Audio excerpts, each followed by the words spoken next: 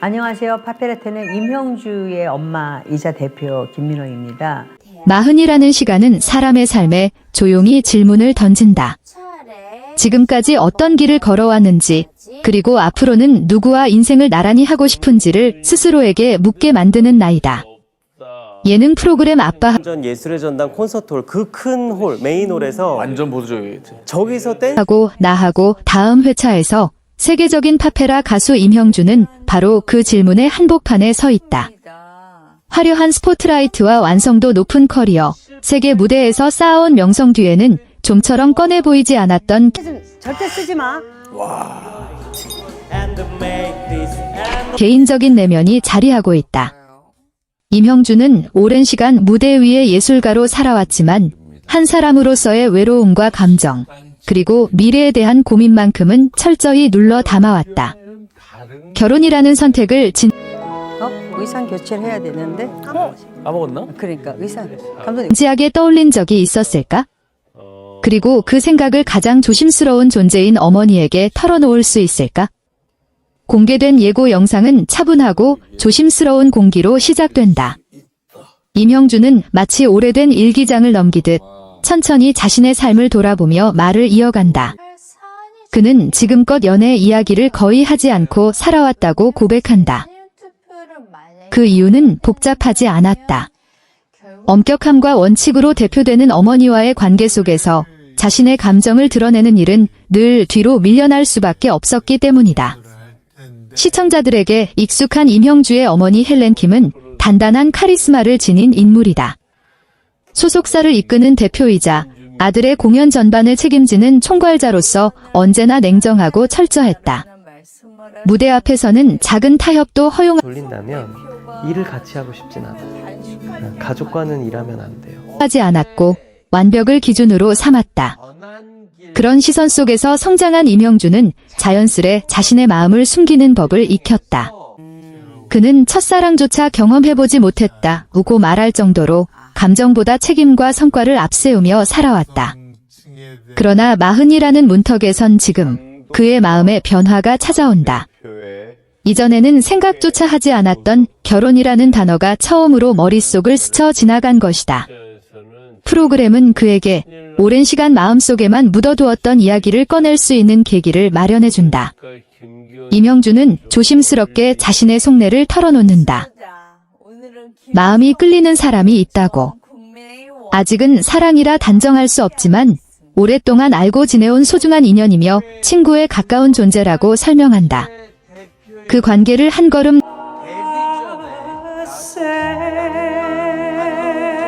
더 나아가도 될지 스스로에게 계속 질문하고 있다는 솔직한 마음도 덧붙인다. 그리고 그 고민의 중심에는 늘 어머니가 있었다고 고백한다. 그는 아직 그 사실을 어머니에게 직접 전하지 못했다고 말한다. 어머니 헬렌킴의 반응은 단순하지 않다. 처음에는 놀라움보다도 호기심이 앞선다. 아들이 그런 감정을 품고 있었다는 사실 자체가 낯설었기 때문이다. 하지만 이내 그의 표정에는 복잡한 감정이 스쳐 지나간다.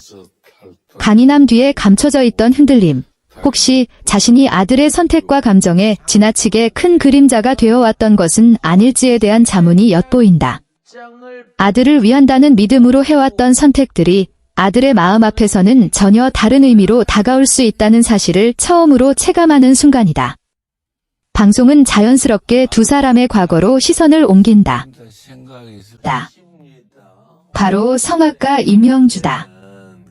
예고 영상이 공개된 직후부터 그의 이름이 가장 큰 80%는? 네, 나머지 20%는 일반 클래식도 있고 네. 온앤오프가 굉장히 확실해요. 그래서 저 스케줄 없으면 3일도 방에서 안 TV조선 아빠하고 나하고의 다음 회차 예고가 공개되자 시청자들의 이목은 자연스럽게 한 인물에게 쏠렸는 단순한 가족 예능의 한 장면을 넘어 제가 목을 쓰는 직업이니까 목이 중요하잖아요. 그래서 24시간 오랜 침묵과 오해로 얽혀있던 한 가족의 핵심 서사가 본격적으로 드러나는 화제를 모은 이유는 분명했다. 지금까지 단 한 번도 방송에 모습을 드러내지 않았던 그의 아버지가 무려 25년 만에 처음으로 이야기의 전면에 등장했기 때문이다. 이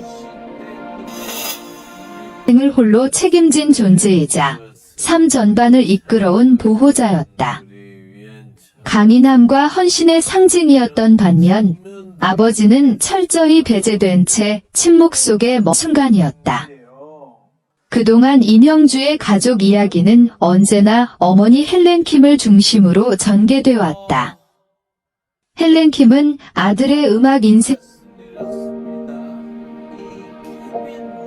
처음으로 마주하려 한다.